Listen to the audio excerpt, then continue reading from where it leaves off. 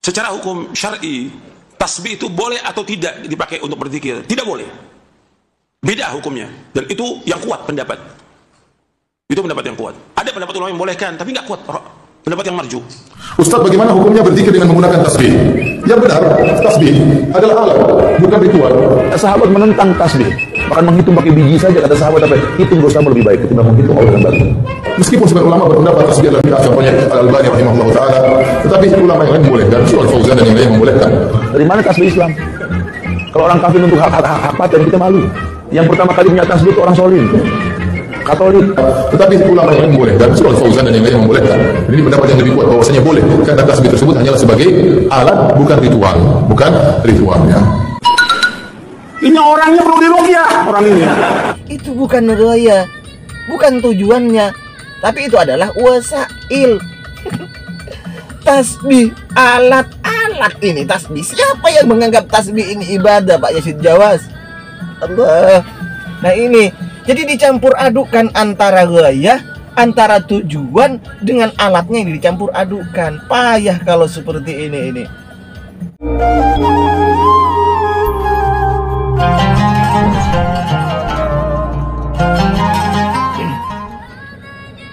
Assalamualaikum warahmatullahi wabarakatuh. Alhamdulillah wassalatu wassalamu ala rasulillah wa ala alihi wa sahbihi wa mawala amma ba'du. Sahabat-sahabat Aswaja, seluruh subscriber, seluruh penonton semuanya dimanapun berada tanpa terkecuali, semoga Allah subhanahu wa ta'ala senantiasa memberikan rahmatnya, taufiknya, hidayahnya, maghfirahnya, memberikan kelancaran rezeki dan kesehatan kepada kita semua, amin Allahumma amin. Orang-orang Wahabi atau ustadz-ustadz Wahabi ini sangat rancu sekali ketika memahami masalah bid'ah.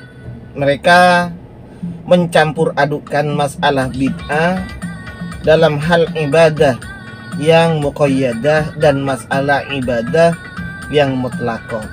Bahkan mereka itu sangat rancu sekali ketika memahami bid'ah dalam masalah wasail, wasitoh atau wasilah dan makosidnya, gayahnya. Contoh, ketika mereka itu memahami suatu masalah dan ini oleh mereka disetujui, artinya mereka mau dalam masalah yang baru itu, mereka menganggap itu adalah masalah wasail saja, masalah perantara saja, bukan makosidnya. Tetapi ketika mereka itu tidak suka terhadap suatu pekerjaan, walaupun pekerjaan itu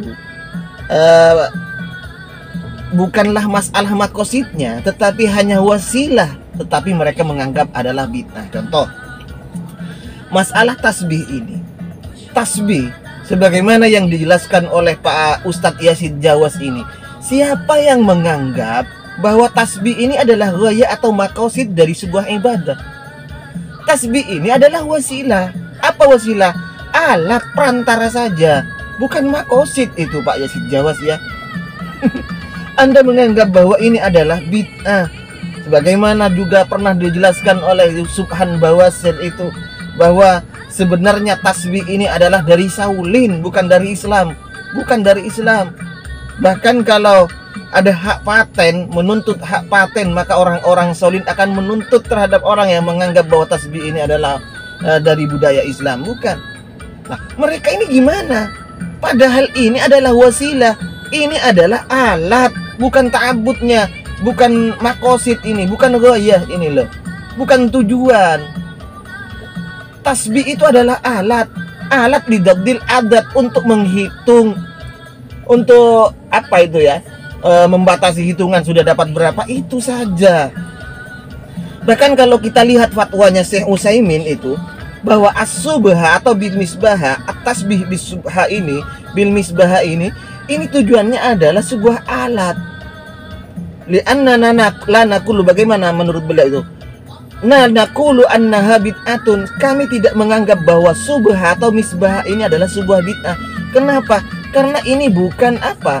Bukan gaya, bukan tujuan daripada ibadah, tidak. Ini alat lidabtil adat, untuk menghitung. Hanya itu Pak Yazid Jawas. Jadi jangan beranggapan bahwa tasbih ini bid'ah karena itu tujuan. Nah ini, jadi mereka itu ustadz-ustadz Wahabi mencampur adukan mana gaya, mana makosid dan mana wasailnya, mana wasilahnya, alatnya. Sebagaimana maulid, maulid ini adalah wasilah. Wasilahnya saja, goyahnya, tujuannya apa? Untuk membuat cinta terhadap Rasulullah Shallallahu Alaihi Wasallam. Di situ dibacakan sholawat, di situ dibacakan sirah Nabi dan lain-lain. Itu bukan goyah, bukan tujuannya, tapi itu adalah wasail. Tasbih, alat-alat ini tasbih. Siapa yang menganggap tasbih ini ibadah, Pak Yazid Jawas? Allah. Nah ini, jadi dicampur adukan antara gaya, antara tujuan dengan alatnya yang dicampur adukan. Payah kalau seperti ini. Baik, mari kita baca sekarang. Kita kaji fatwanya Syekh Ibnu Utsaimin tentang tasbih ini. Kita bandingkan dengan pernyataannya Syekh Yazid Jawas ini.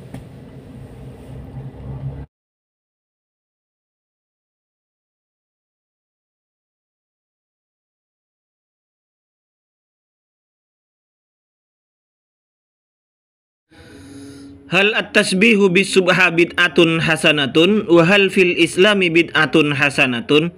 Apakah tasbih dengan menggunakan alat tasbih itu adalah bid'ah hasanah? Apakah dalam Islam itu ada bid'ah hasanah? Itu pertanyaan yang dilontarkan terhadap Syekh Ibnu Utsaimin. Lalu apa jawaban beliau? Naam, at-tasbihu bil misbahah la naqulu innahu bid'atun. Tasbih dengan alat tasbih itu kami tidak mengatakan itu adalah bid'ah. Kenapa Ibnu Utsaimin tidak menganggap ini adalah bid'ah? Karena tasbih itu kan alat, wasilah ini. Jadi tasbih itu bukan dibuat untuk tujuan ibadah. Innama yuqsadu bihi datul adat. Karena yang dimaksud itu adalah hanya untuk menghitung-hitungan itu. Fahuwa wasilatun wa laisa bighayatin. Ini hanya wasilah, hanya perantara, hanya alat, bukan tujuan, Mas Bro ya. Sehingga Syekh Utsaimin mengatakan wa ala hadza fala naqulu innahu bid'atun.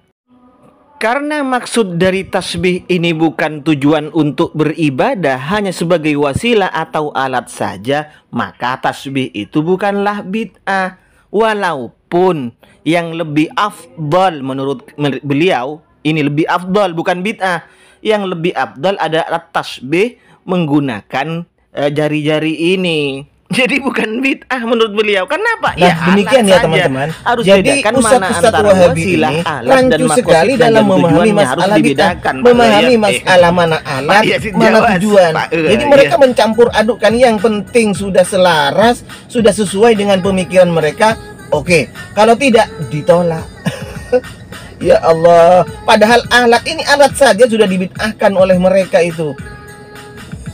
Demikian, wa akhiran minni, assalamualaikum warahmatullahi wabarakatuh.